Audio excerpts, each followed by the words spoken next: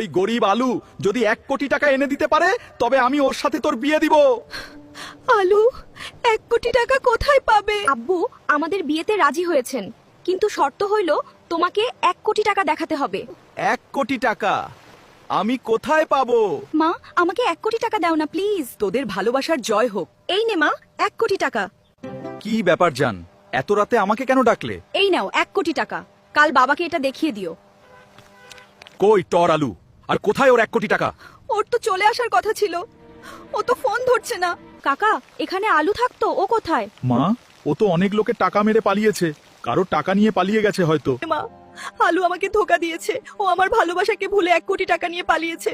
আব্বু যাকে বলবে আমি তাকেই বিয়ে করব। মুলাকেই বিয়ে কর মা, টাকার চেয়ে বড় কথা তোর জীবনটা গরিব চোর আলুর হাত থেকে বাঁচলো। রেডি হয়ে নাও, আজকে তোমার বিয়ে মুলার সাথে দিব।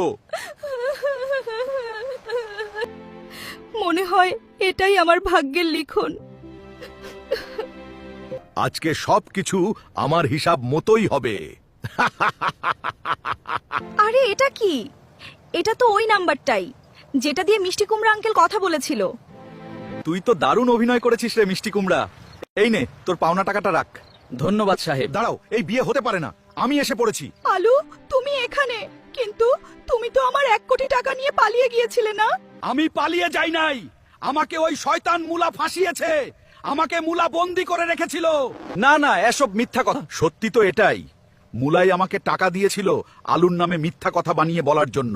আপনি 1 কোটি টাকা চেয়েছিলেন না? এই নেন, এখানে পুরো 1 কোটি টাকা আছে। আমি পালাই নাই, আমি তো নিজেকে প্রমাণ করার জন্য দিনরাত পরিশ্রম করেছি ফুলকপিকে পাওয়ার জন্য।